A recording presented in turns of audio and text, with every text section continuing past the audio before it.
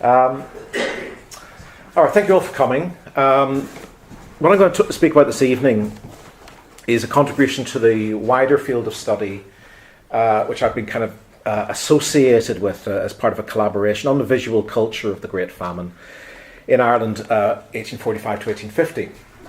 Taken at its broadest, the visual culture of an event encompasses the ways in which it was and continues to be conceptualized and remembered using visual forms and visual artifacts. These can range from the high art of paintings, including eviction and emigration scenes, such as those produced in the later 1840s and early 1850s, right the way through to the reflective work of more recent decades. It can also encompass the commemorative monuments that have mushroomed in Ireland and the Irish diaspora since the mid-1990s. And as Emily Mark Fitzgerald has observed in her recent study of famine memorialisation, much of the more recent visual output has drawn heavily on the visual tropes first laid down in the graphic representations of the Irish crisis produced in the new illustrated weekly press of the 1840s, and to a lesser extent in book illustrations and more occasional publications. One need only look, for example, at the 1999 Famine Memorial window in Belfast City Hall to see the continuing power of James Mahony's 1847 and 1849 illustrated London news sketches in moulding and perhaps constraining the visual imagination of the event in our own times. The paper I'm going to give tonight, however, deals with a different aspect of the famine's visual culture, that of the satirical press and caricature production in the later 1840s. Generally, although not always tending towards hostile depictions of the plight of Ireland, these largely London-based productions have naturally tended not to be the subject of inspiration for modern famine art, but through reproduction as illustrations in historical text, beginning with the heavy use of the punch images in Edwards and Williams' The Great Famine in 1956. These have nonetheless become part of our visual repertoire for envisioning the catastrophe. They are also, of course, deserving subjects of study in their own right for understanding how contemporaries themselves, especially those not confronted with the direct horrors of famine, imagined what was happening in Ireland at the time and were encouraged to interpret and respond to it. British, and to a lesser extent American and continental European middle-class public opinions, were in significant part informed by the satirical as well as by the newspaper press. New printing technologies in the early 1840s allowed both to feature engraved and lithographed images at relatively affordable prices. Now, the treatment of the Great Irish Famine by Britain's leading satirical journal of the period, Punch, has been analysed by a number of scholars, including Perry Curtis, Roy Foster, and indeed myself. And I'll summarise very briefly here the Punch approach before moving on to less familiar territory. Founded as a weekly in 1841, Punch was by the mid-1840s moving away from its initial radical politics towards a more centrist and patriotic political position, albeit self-consciously independent from partisan alignments, and containing a range of writers and artists with different ideological positions, from the radical Douglas Jerrold and the liberal Catholic Richard Doyle to the ironically conservative satirist William Makepeace Thackeray and the increasingly xenophobic John Leach. As the latter emerged, as John Leach emerged as the paper's principal cartoonist, it was his weekly big-cut cartoons that tended to dominate Punch's visual representation of the famine, augmented by Thackeray's prose satires, which are illustrated by his own small-cut images.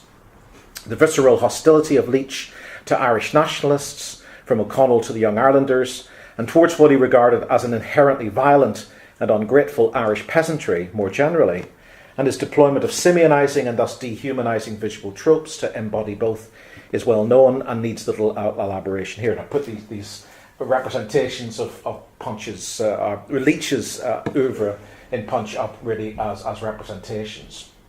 I'll talk a little bit more about the first and the third one later on in the paper. Punch was, however, not the only popular satirical journal appearing in these years, spawning as it did a series of short-lived competitors produced in London and aiming, with limited durability, to emulate its success in establishing a national market for an illustrated satirical periodical. This paper is concerned principally with these pretenders to Punch's crown in the 1840s and the extent to which they followed or deviated from its satirical representation of the themes of Irish hunger and rebellion in the later 1840s. As I've argued elsewhere, a case can be made for the political importance of Punch's representations of the subjects, given the evidence of its breadth of circulation amongst the political classes of the period, its consumption by policymakers, and its interrelationship with elements of the powerful metropolitan newspaper press. Punch was reported to be selling somewhere around 40,000 copies weekly by 1845, with readership likely to be significantly higher than this figure. Obviously, a much weaker case for influence over public opinion holds for its unsuccessful rivals, whose circulation figures are elusive and whose termination after 1 to 2 years of operation indicates somewhat shaky business foundations and limited success in establishing the tone desired by the satirical periodical buying public. Nevertheless, if only to place Punch's satirical productions on the subject into some sort of comparative perspective, these journals are worthy of some attention. And I want to briefly, towards the end of the paper, also compare these English periodical outputs of Punch and its rivals with the freestanding caricatures on the subject produced by the most successful Irish graphic satirist of the age, John Doyle, and discuss the extent to which his representations were compromised both by his conservative style and leanings and by the constraints of the London graphic market, within which he also worked. So the three periodicals I want to focus on mainly in this paper are entitled Joe Miller the Younger, which appeared in 1845, The Man in the Moon, which ran from 1847 to 49, and The Puppet Show, which ran from 1848 to 49.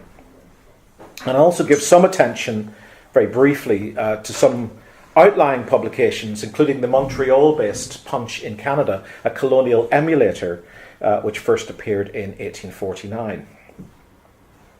The history of the London-based rivals to Punch has been sketched out by Selina Fox in her study Graphic Journalism in England during the 1830s and 1840s, which is a key source for this paper. A successor to the earlier Punch clones, the Squib, Judy, Puck and the Great Gun, Joe Miller the Younger started in May 1845 and was relaunched in July, following the Punch model closely, albeit priced at half the cost of its rival. It featured 2 big cuts weekly, one political, usually by H.G. Hine, and one social, which used an experimental aquatint process and drew on the work of the well-known French graphic artist Paul Gavarni. The latter, who was resident in London from 1847, apparently to escape his Parisian creditors, was a frequent contributor to many of these periodicals. Undercapitalised and perhaps too indistinguishable from Punch in style, Joe Miller disappeared in December 1845. Just over a year later, in January 1847, The Man in the Moon was started under the editorship of Alfred Smith, who was also one of the founding members of Punch, and Angus B. Reach. It was printed by William Clark, who had previously produced Joe Miller, so there's a degree of continuity and kind of interactivity between these periodicals. The Man in the Moon was to be a monthly, produced by a number of writers, including some former and future Punch contributors, and with cartoons produced by, amongst others, Fizz, Kenny Meadows, and Hine, who had previously worked on Joe Miller. Fox observes that it adopted the tone of, quote, the plain-speaking man about town, mocking Punch for its cautiousness and limited humorous range, and adopting a more robustly conservative political stance. The paper attempted a transition to weekly issues in 1849, but folded before this could be implemented due to changes in ownership and editorship. It overlapped in production with the weekly The Puppet Show, which was launched in March 1848 by the Visitelli brothers, with John Bridgman as editor, and a range of contributors, including the conservative writers James Hannay and Sutherland Edwards, and the later Punch editor Shirley Brooks. Paul Gavarni obviously then in London, was employed to provide the frontispiece and a number of both the social and political big cuts. This paper offered its 8 pages initially at a penny, later raised to a penny and a half, but was unable to evade the business failures that had plagued its predecessors. And after a sharp decline in the quality of its output, especially following Gavardi's departure at the start of 1849, it ceased publication in late June of that year. So before assessing the Irish coverage of these periodicals, I want to pause just to put these into some context. Ireland itself proved incapable of supporting a satirical publications market in the decades surrounding the famine. The closest it appears to have come to doing this was a series of 12 pro-O'Connell caricatures which appeared under the general title Hints and Hits, published anonymously by James McCormack in Dublin during the O'Connell sedition trial in the early months of 1844. Apart from these and several anonymous anti-O'Connell images which appeared in the Belfast published book The Repealer Repulsed in 1841, Irish caricature in the 1840s was thin on the ground. Given the high profile that Irish affairs had obtained in British politics from the late 1820s with the Catholic Emancipation Campaign, followed by O'Connell's repeal movement, his alliance with the Whigs from 1835 and confrontations with Peel in the early 1840s, Irish subjects were, however, popular in the English market. The high end of the London political print market continued to be dominated in these years by the conservative Irish Catholic emigre John Doyle, who published his political sketches under the pen name H.B. Doyle's personal antagonism towards O'Connell was evident throughout his work, at least after 1830, but he appears to have struggled to articulate a coherent response to the challenge of representing the famine, a problem he shared with his son Richard, who was by this time a cartoonist for Punch. And I'll return to the Doyles, father and son, later on in the paper.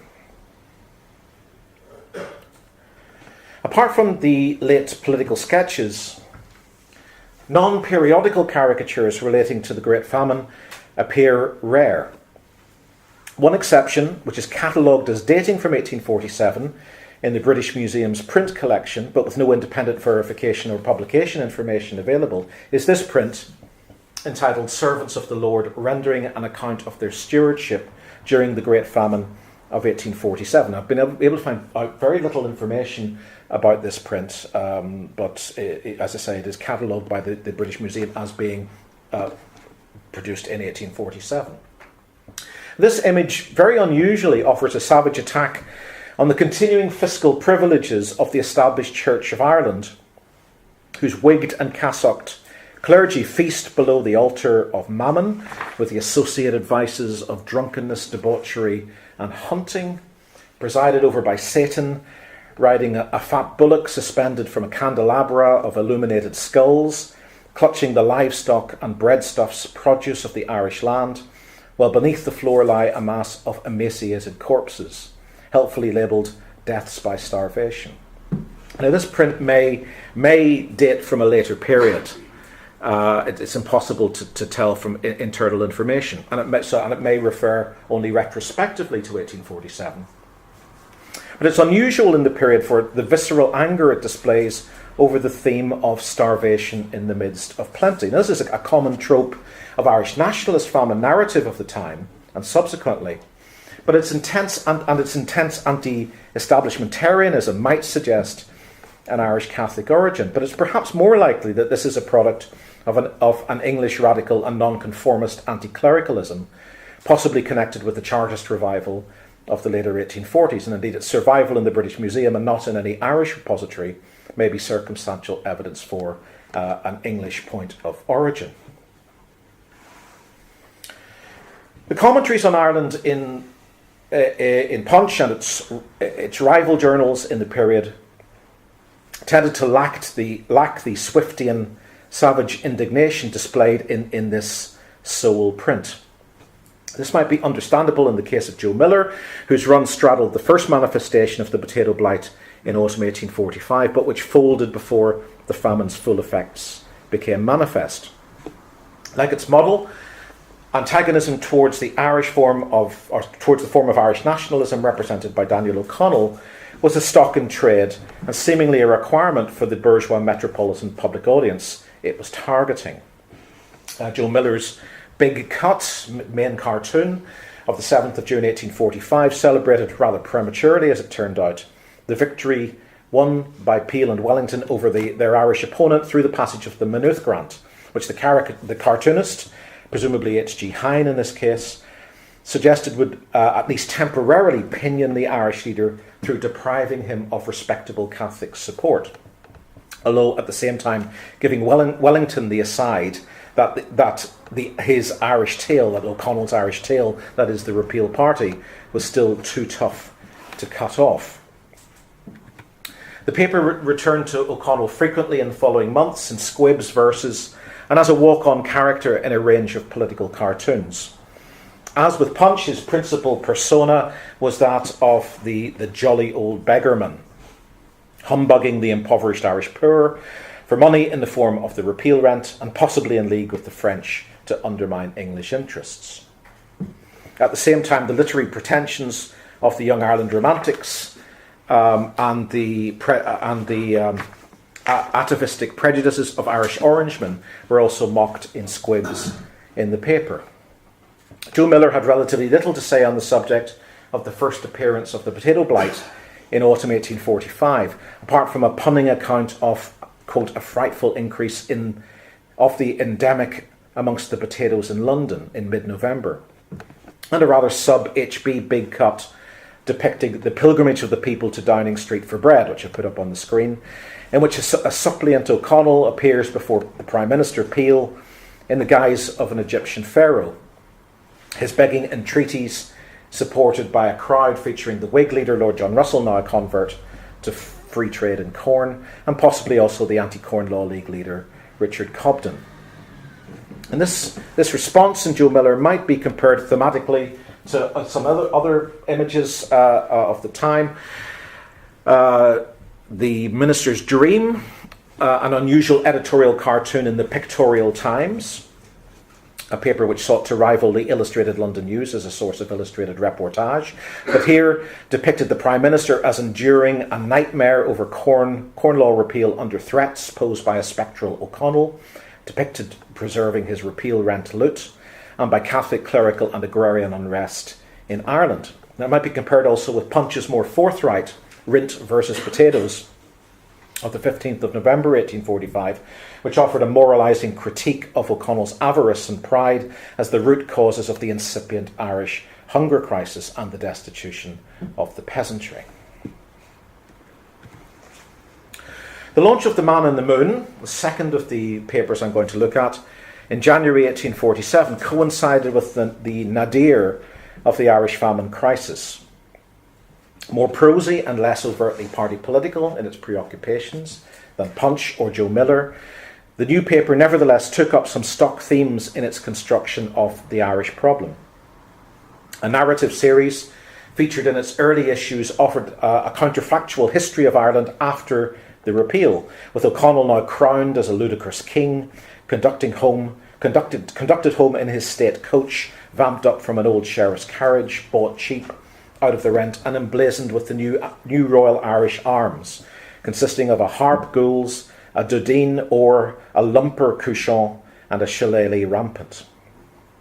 A small cut in the same issue mocked public alarm over the theory proposed by the botanist Alfred Smee that potato blight was the product of an aggressive microscopic insect, the Aphis vastator, but without making reference to the social consequences of the blight in the neighbouring island.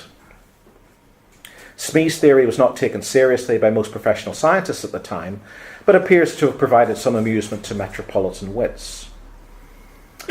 A subsequent instalment of the history of Ireland after the repeal in early 1847, worked through a bundle of anti-Irish prejudices, imagining an O'Connellite parliament deporting all Saxons to England, levying tariffs on all working tools, promoting squalor, and ultimately declaring an ineffectual war on England in consequence of its refusal to meet O'Connell's demand for subsidies.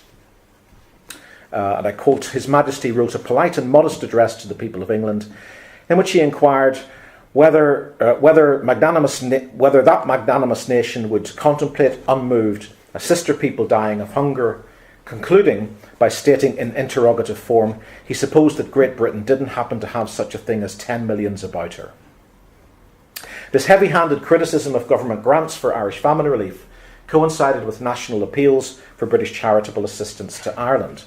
And the squib appeared in the context of the collapse of O'Connell's health in early 1847, following significant expenditure on private relief on his own West Kerry estates, and his impassioned final speech to Parliament in February 1847, pleading for further aid to prevent the deaths of what he anticipated to be at least 1 million in Ireland. It's no surprise then that, unlike such journals as the Illustrated London News, but in parallel with the heavyweight critic of Irish relief, The Times, the Man in the Moon took a negative stance towards the national fast day sponsored by the state, the monarch and the established churches for Irish famine relief in March 1847. An article on how the fast day was spent irreverently suggested that the people of London at least had seized the opportunity of the impromptu holiday to amuse themselves. Politics in Ireland be blowed, one character is quoted as declaring. Alexis Soyer, the French chef at the London Reform Club who travelled to Dublin to establish a model soup kitchen to feed the starving, was also mercilessly mocked for his hubris. If there was any doubt about the paper's cynical hostility to Irish relief or further charity, it was made explicit in an early 1848 small cut, depicting a foolishly benevolent elderly British lady offering young Ireland, a child, a shilling, with which he cheerfully admits he would buy a pike to stick the Saxon with. This was a less accomplished but similarly jaundiced image of the theme of Irish ingratitude, worked by Leach in his December 1846 big cut for Punch, Height of Impudence, where a subhuman Paddy abuses John Bull's charity to purchase a blunderbuss with the proceeds. In 1848, the Man in the Moon shared the combination of anxiety and contempt for the radical nationalist Young Ireland movement that characterised much of the British press. Despite continuing famine distress on the island, it was the pronouncements, agitation, failed rising in July, and subsequent trials and convictions of members of Young Ireland that virtually monopolised press coverage of Ireland for much of the year.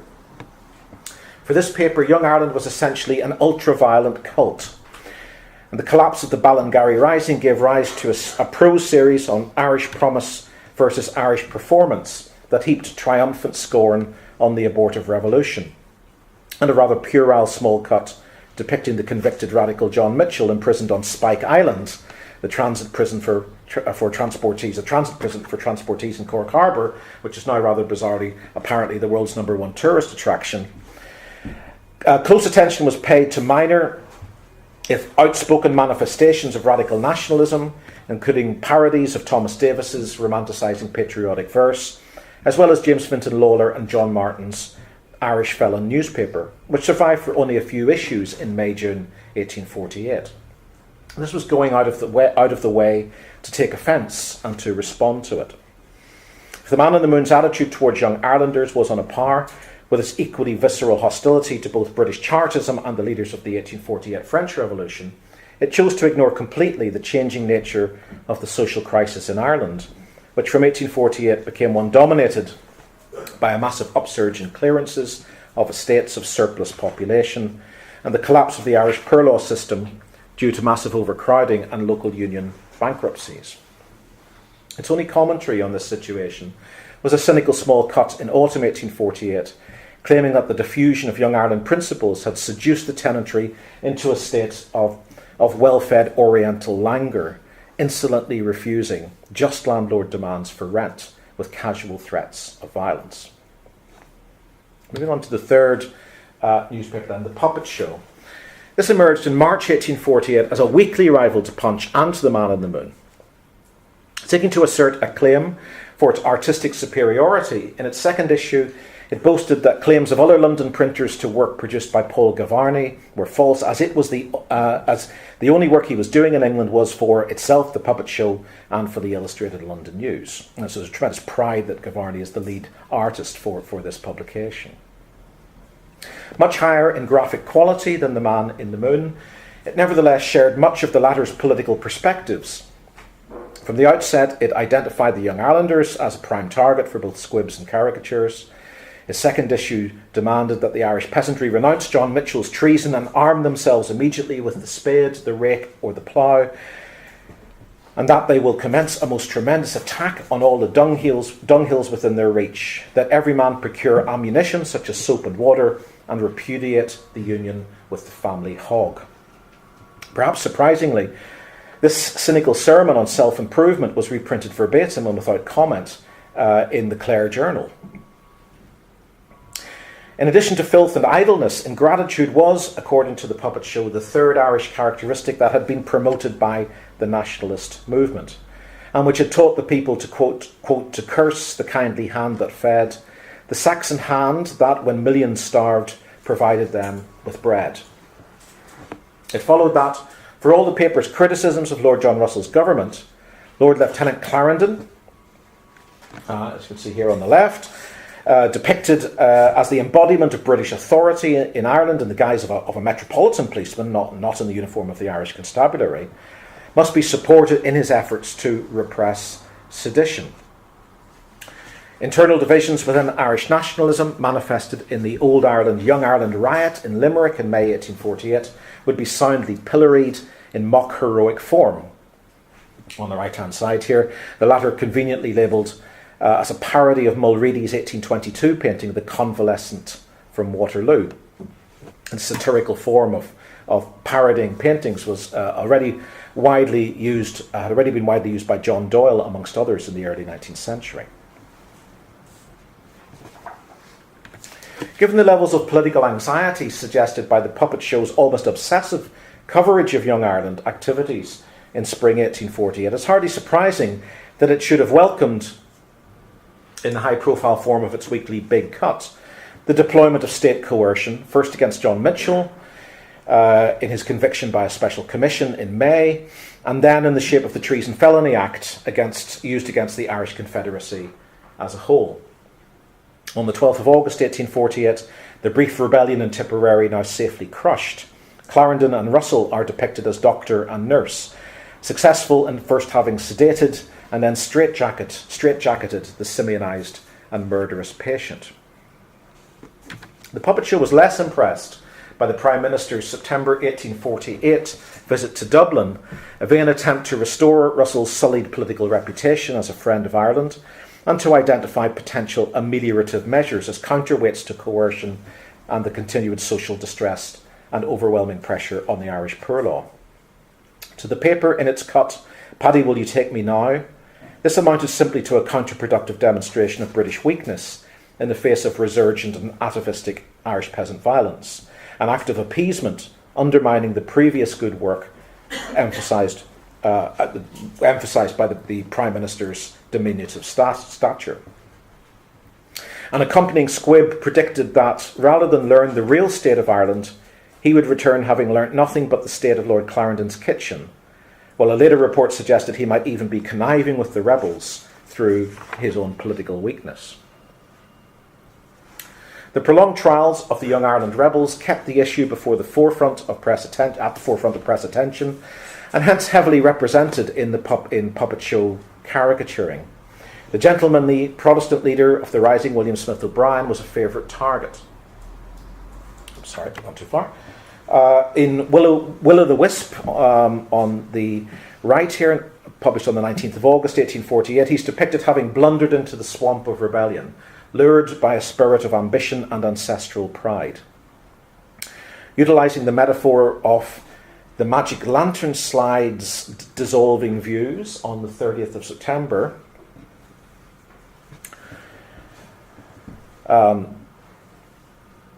the paper juxtaposed two big cuts of the cabinet observing two images, one representing the morning of the Great Irish Rebellion, the second the evening, with the would-be rebels fleeing in disarray at the imminent arrival of the Irish Constabulary. A final big cut on the subject, this one unusually signed by Gavarni, though stylistic evidence suggests that he also drew the others discussed here, on the 14th of October, used a different metaphorical mode to mock the ineffectuality of Irish rebellion. In an easterly wind blighting the Irish pike crop, the head of a stylised bobby, again wearing the headgear of the Metropolitan Police rather than the Irish Constabulary, lays, though, the growing weaponry of Ireland. A simple conceit, but one drawing on a rather cynical use of association between blight and Ireland, recently reinforced by yet another outbreak of the devastating potato disease in autumn 1848 that would consign western counties to another winter of starvation and distress. Now, despite this wealth of evidence, it would be wrong to conclude that the puppet show was wholly indifferent to famine suffering in Ireland. In July 1848, it had carried a poem mocking the government's proposal of a royal visit to Ireland as a ruse to evade responsibility for the country's suffering. The text read, "If your grey-headed fathers by ditch sides be starving, and children beside their dead mothers are laid, at least will not men at the castle be carving, and Clarendon's servants have plenty of bread. Come patch up your rags, put on your best smiles, and cheer for the Queen of the Great British Isles." This would not have been perhaps out of place in the Nation. And indeed, it was reprinted in full. This anti-royalist poem was reprinted in full by the nationalist papers, such as the Pilot and the Kilkenny Journal. A month later, the verse, "The devil and the potatoes," imagined the introduction of the potato to Ireland as a satanic curse, which had reduced the country to misery, which could not be redressed until alternative foodstuffs were introduced. However, this strand of social commentary found graphic expression only once in the paper's run, in a big cut of the 12th of May 1849, unsigned, but again probably by Gavarni, entitled "While the Crop Grows, Ireland Starves." This cartoon acknowledges the continuing famine conditions in Ireland, and indeed mortality rates remained appallingly high through the winter and spring of 1849. And this is represented by, as you can see, by a despairing Hibernia, with her ragged and emaciated children, a feminized image contrasting with the masculine threat posed by the armed peasant of other cartoons.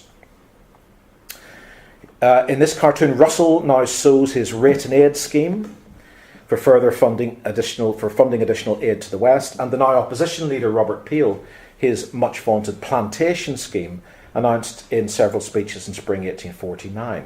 And the viewer is being prompted to make an emotive response to the immediacy of continuing suffering.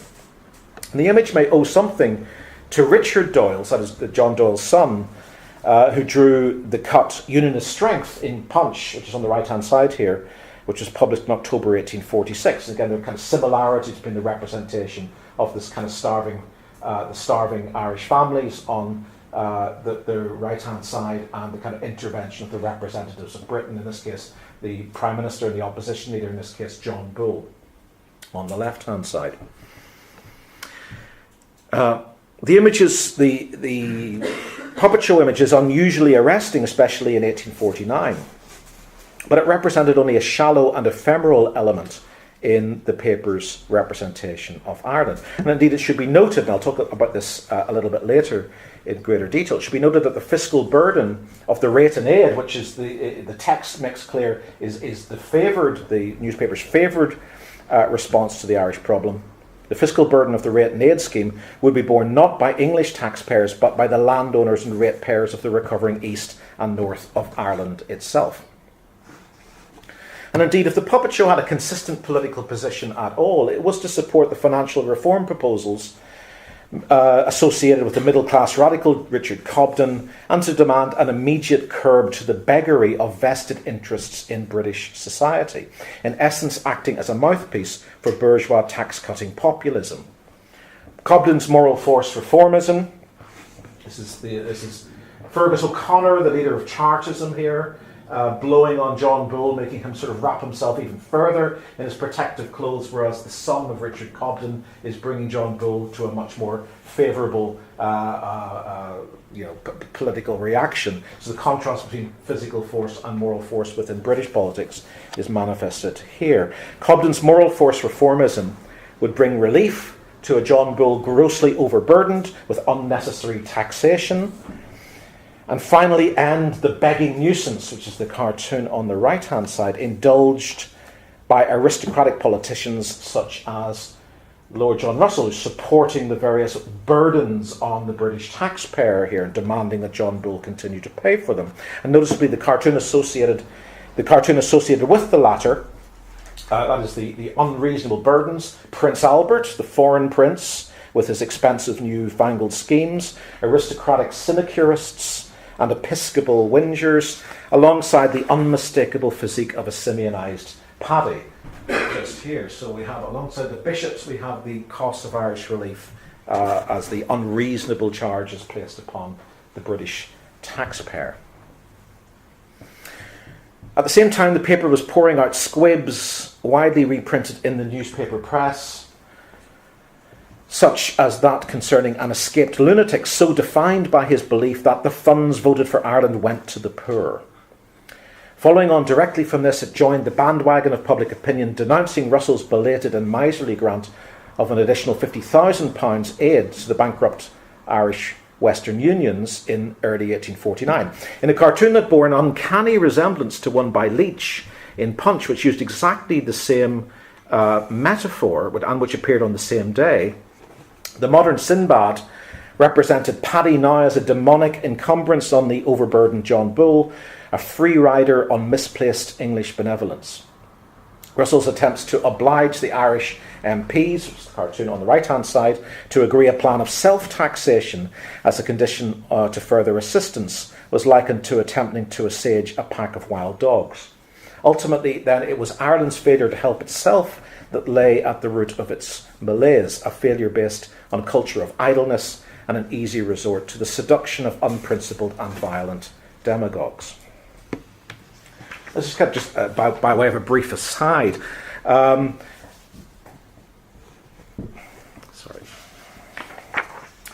The Punch model, well, it failed to take root in Ireland, I think, for obvious reasons in these years, did cross the Atlantic in the form of Punch in Canada, just founded in Montreal in 1849. The Irish connection here, perhaps ironically, is that its publisher and editor was an Irish immigrant, a man called John Henry Walker, an engraver and illustrator born in County Antrim who'd arrived in Canada in 1842.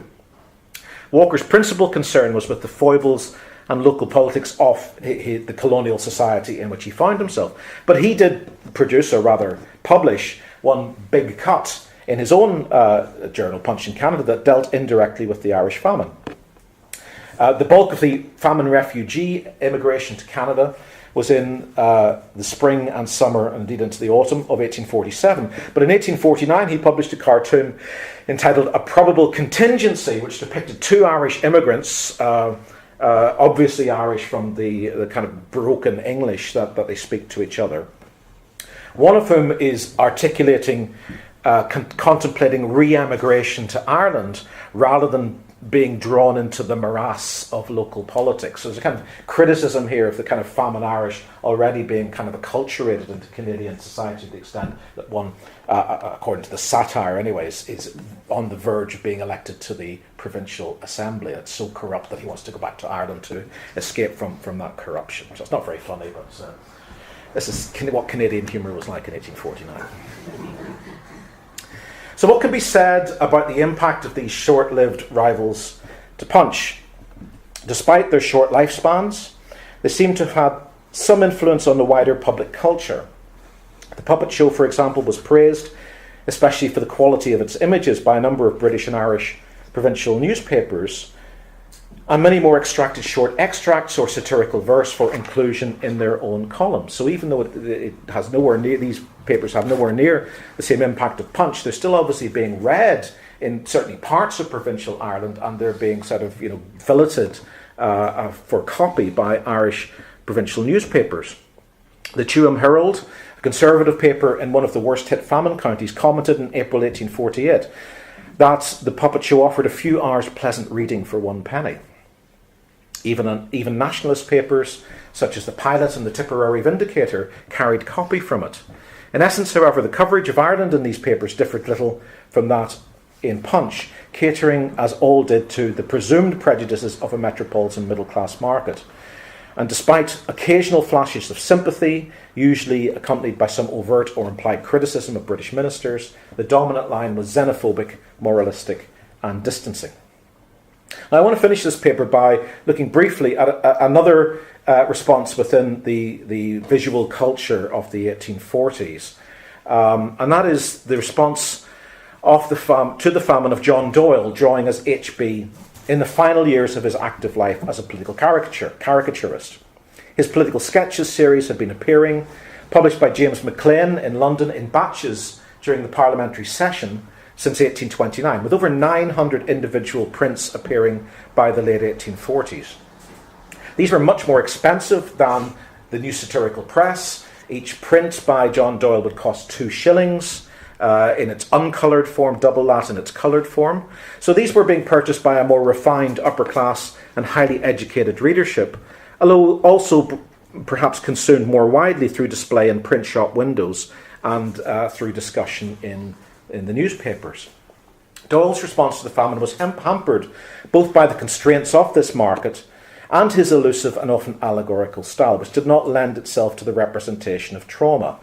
A convinced anti-O'Connellite, he was nevertheless a pious Catholic and appears to have retained personal connections with his Irish homeland and felt compelled to comment in print on the developments of famine policy, if not directly on the horrors of famine itself. That makes Doyle perhaps an interesting a kind of diasporic figure and quite different from the other characters I've looked at before.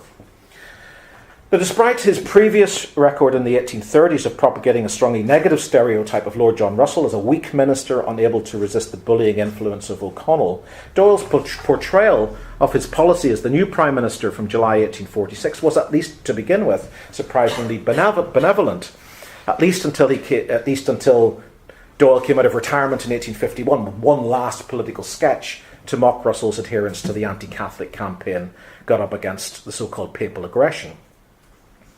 In one of his first representations of Russell's premiership, Sailing Before the Wind with Breakers Ahead, in August 1846, Russell is depicted in classical garb, and this is quite typical of H.B., as the pilot of a small boat successfully navigating the reef of Irish coercion, propelled by strong following winds provided by O'Connell, Peel, the Peelites were then backing Russell's minority government, and the Times newspaper. None of these things would last. Opposition from the conservative protectionists was to be anticipated, but portrayed as being some way off. And this sunny image was part of H.B.'s last set for the parliamentary session of 1846, appearing just before the second and catastrophic potato failure was manifesting itself in Ireland. And the new government introduced the Emergency Labour Rate Act to overhaul the public relief work system. But before the full implications of the renewed failure were known or understood in the metropolis.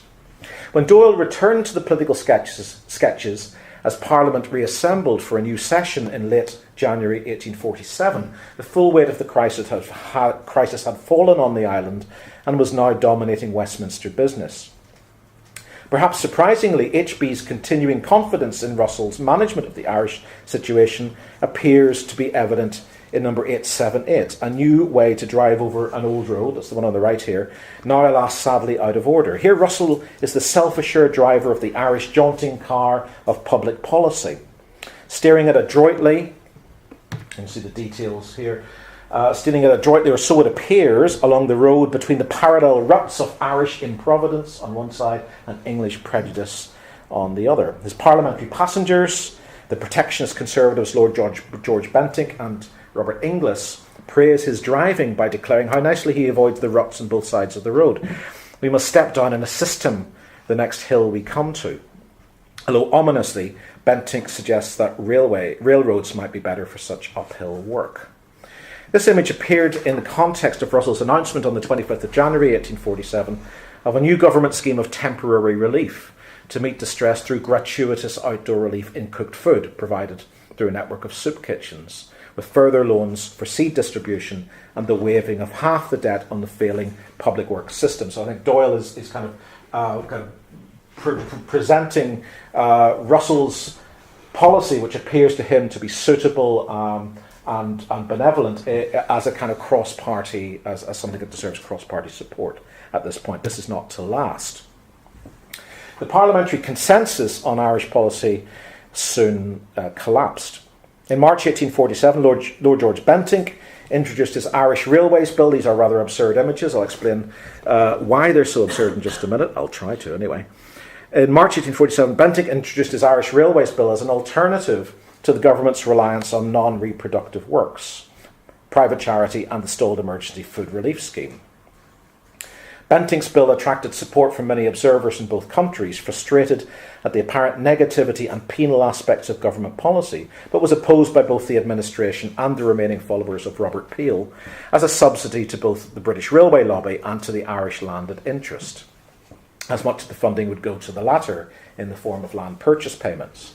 But Doyle was clearly attracted by the subject as well as by Bentinck's ebullient personality. Indeed, he produced a sympathetic portrait following Bentinck's early death in 1848. And he chose to represent this in heroic mythological form in March 1847. On the left here, as Perseus flying to the rescue of Andromeda, Bentinck stands in for the Greek hero with the feminine personification of Ireland as Hibernia, taking the form of Andromeda, threatened by the sea monster, clearly identified by the label Famine. You can see it clear here, Famine. There's Ireland, just in case you made doubt, on the rock, or Hibernia on the rock of Ireland.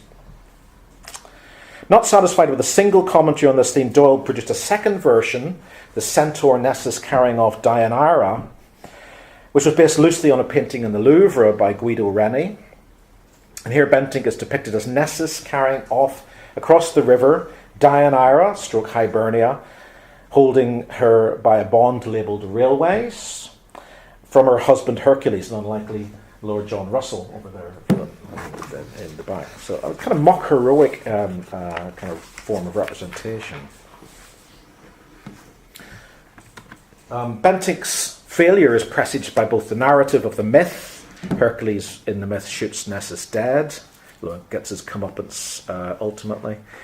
And Hibernia's reluctance to renounce Russell. Most Irish Liberal and Repeal MPs voted with the government when the railway bill was made a matter of confidence, albeit with hints of forthcoming revenge towards him for her abandonment.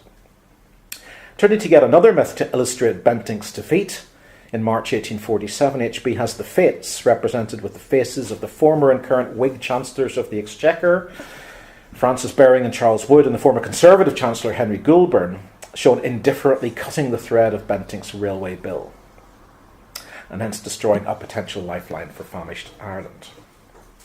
So HB's treatment of this subject through fanciful classical allusions risked reducing a serious subject to the level of absurdity, which was probably not his intention, although inherent in his mode of elusive caricature. These are very much in line with the kind of previous oeuvre of HB in his commentary on political developments over several decades. And at the end of March 1847, Doyle's publisher released another sketch addressing the problems of formulating an Irish relief policy, also refracted through allegory. In this case, a scene from Tasso's 16th century crusading epic, Jerusalem Delivered. Lord John Russell, now in the guise of the hero Tancred, attempts to find his way through the enchanted forest of Irish policy, armed with the sword of the Irish Poor Law, which it says on the sword, representing the Poor Law Amendment Bill then being debated in the Commons as the government's principal remedial policy for Ireland. Behind Russell and fading from sight is O'Connell, over here, who had withdrawn from Parliament in February following the collapse of his health. And facing him is the Irish Party on the other side, a loose and inchoate coalition of anti-Poor Law interests, represented by the former Whig minister and County Limerick landowner Lord Monteagle, and by Smith O'Brien. In his only and rather oblique reference to the human costs of the famine, HB included here a number of bleached corpses lying at the base of the enchanted trees down here. It's very unusual for him to be so literal. However, the implication of the cartoon was strongly that responsibility for these lay with the forces of obstruction rather than the ministry. So again, there's a kind of positive representation of legislative action going on here. So the emphasis shifted from Bentinck's attempted action with the Railway Bill to Russell's attempted action with the Poor Law Amendment Bill, which would at least extend responsibility for relief to the Irish rate-paying and landowning classes. So while the quality of the sketch impressed the correspondent of the Morning Post, its political meaning, that such an array might for a moment dash even Lord John Russell, was implicit, as in Tasso's poem The Herod Tancred was ultimately defeated by the occult power of the enchanted wood. In fact, the government was able to pass its 1847 Irish Poor Law Amendment Bill, albeit at the cost of conceding to the Irish Party the addition of the Gregory Clause Amendment, denying relief to tenants holding more than a quarter acre of land. However, the decision to rely almost exclusively on locally raised taxes, or rates on land, distributed through the massively overburdened and inefficient poor law system, led to widespread union bankruptcies, system collapse and further mass suffering, especially in the south and west of Ireland. While Russell had promised additional remedial measures such as land reclamation and assisted emigration to alleviate the crisis, nothing was done in 1847 to 48. And this was due to a combination of ideological resistance to further interference and fiscal crisis, draining the UK exchequer and rendering additional borrowing highly unpopular and difficult. This problem of raising further money for Ireland, given the kind of political context, but also the kind of fiscal context in context of an industrial recession, is kind of represented in these cartoons from late 1847 and early 1848. So I'm getting towards conclusion here. I'm going to talk about two more cartoons, then I'm going to finish. Okay, so in the next year, Ireland stagnated as relief transfers from Ireland dwindled to virtually nothing. Charitable funds became exhausted and the poor law collapsed in much of the West. It was not until the start of the new session in February 1849, as we've seen before, that Russell's government came up with a new initiative. And this was the subject of HB's next comment in Irish Affairs, number 908, The Horse and the Ass, of the 15th of March 1849. This is quite an interesting one. Now the overladen ass no longer represents John Bull as the British taxpayer, but the Western Irish ratepayers. This is the west of Ireland, now as the overburdened ass. Collapsing under the burden of inflated poor rates in the Connaught unions. Clifton and Westport in particular are itemised on the suffering beast's back. Again, it's very specific. A situation due, the accompanying text suggests, more to misfortune than good luck. A white horse, helpfully provided with an orange saddle by the hand colourist, in the more expensive version, standing alongside and jibing at being asked to share the ass's burden, represents the Ulster unions, rated at a much lower level and seemingly now in apparent good financial health as the North East recovered from both famine and industrial recession. The policy instrument being illustrated here, apparently with HB's approval, is the rate and aid measure, which raised a surplus rate from the northern and eastern unions of Ireland to offset the immediate government grant to the still famished western districts. And in the representation here, although Russell threatens the pampered horse with the stick of higher assessed and income taxes, compliance is seemingly still not forthcoming. And Doyle may have in mind in representing this press reports of numerous protest meetings in the north, which witnessed rhetoric blaming the Catholic West for its own misfortunes, as well as proto-nationalist objections from figures such as the Dublin lawyer Isaac Butt, who declared that the rate and aid, by restricting the levying of the costs of assisting the West to Ireland alone, rendered the union and the Act of Union a nullity.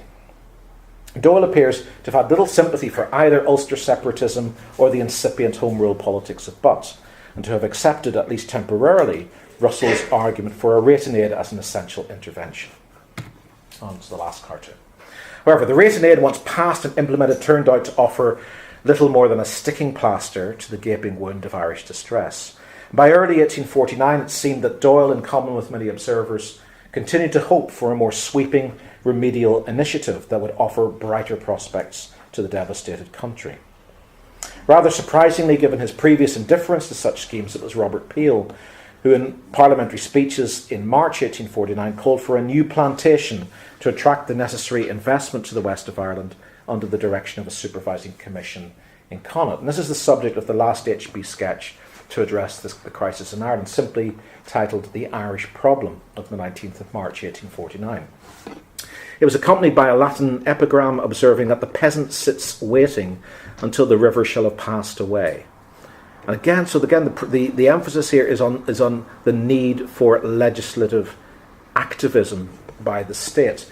Russell and Peel are depicted as farmers standing on the bank of a river labelled Famine, Misery, and turbulence. The former is hunched in defeat, that's Russell, leaning on a rickety staff, no longer the sword of the Irish Poor Law, and as having abandoned his wasteland bill. Approaching him, Peel proposes that they take up his dropped accoutrements, the spade, labelled private enterprise and capital, and boldly ford the stream to the other bank, which is helpfully designated as containing millions of acres lying waste, tens of thousands of the population idle yet willing to work, either starving or shut up in buildings ironically called workhouses. HB obviously approved of Peel's idea, albeit with a caveat voiced in response by Russell, that I wish you had found out all this a little sooner.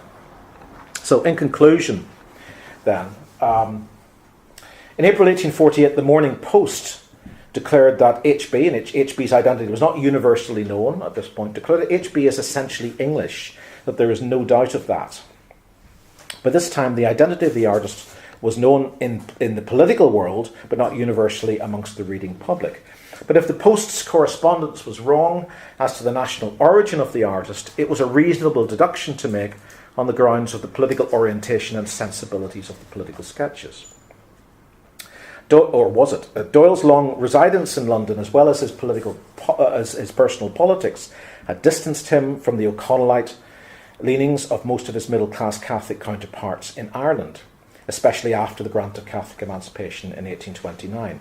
The commercial constraints on producing prints marketable to a polite middle and upper-class metropolitan audience reinforced this personal tendency towards political conservatism, which was in turn augmented by his pursuit of official patronage from Peel in 1843 and again unsuccessfully from Russell in June 1850. As an ambitious man both for himself and his family, Doyle appears to have embraced the opportunities offered by the English market while attempting to retain a Catholic, if not a stridently Irish, personal identity while producing for that market. In this he was not dissimilar from other Irish middle-class émigrés active in the London artistic and literary world of the day, such as Thomas Moore, a friend and admirer of the political sketches. Despite his compromises to conservative taste and English sensibilities, a continuing strain of concern for Ireland's predicament may be discerned in Doyle's satirical work, not least in his sympathetic representation of attempts to find policy solutions to the famine crisis, and avoidance of representations of Irish political discord after 1846. Unlike Punch and its rivals, he made no reference to the O'Connell Young Ireland split that summer over the principle of using force in politics, nor to the subsequent militant agitation and desperate attempt at rebellion made by the Young Irelanders in 1848. However, despite his own belief that his sketches were an agent of some little influence in politics, their effectiveness in addressing the enormity of the famine was tightly circumscribed by the conservative genre of the Westminster-oriented satire he himself had moulded since the late 1820s, which proved grossly inadequate for the expression of strong political opinions. In contrast, artists in the satirical periodical press had greater imaginative freedom, while of course also remaining focused on serving the desires of their customers. In contrast to the more emotive images of the metropolitan satirical press, John Doyle's famine sketches must be regarded as a failure, at least in terms of shaping public opinion. However, they may offer some insight not only into visualisation of the high politics of the event, but also into how one middle-class diasporic figure represented it to himself and to others. Thank you very much.